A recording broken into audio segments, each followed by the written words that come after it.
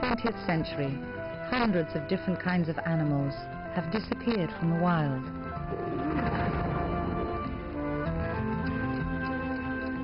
This is the story of one of them.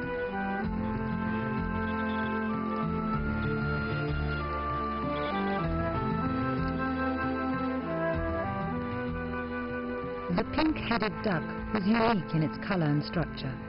Unfortunately, these special characteristics ensured that it would eventually disappear. Its range once covered the lower reaches of the Ganges and Brahmaputra rivers in the country previously called Bengal, now known as Bangladesh.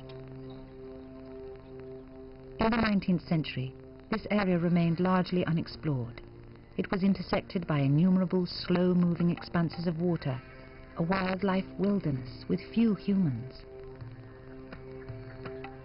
The pink-headed duck was immediately recognizable by its brilliant pink head. It had a very long pink neck and a rich dark brown body.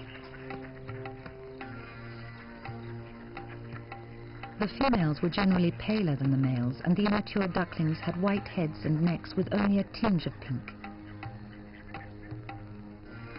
The whole of its underwing was shell pink and flashed as it flew, while the strong wings made a very characteristic clear and soft whistling sound.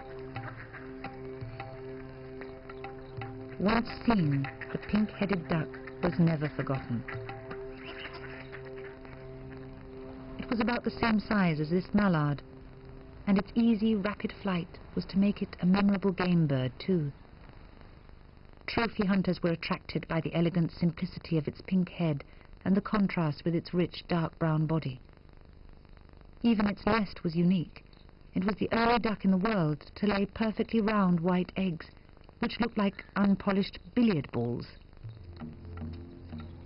But with the expansion of the British Empire in India towards the end of the 19th century, its habitat was to change radically.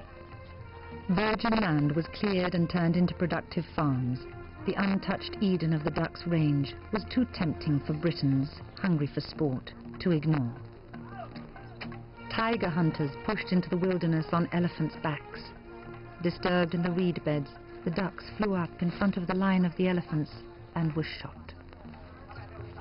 An exotic duck with an elegant pink head was added to their prized collections. In Calcutta's winter market, a dead bird would cost an expensive 15 rupees, though they were much more valuable alive, sold as ornaments. As hunting of the bird continued, the numbers decreased rapidly.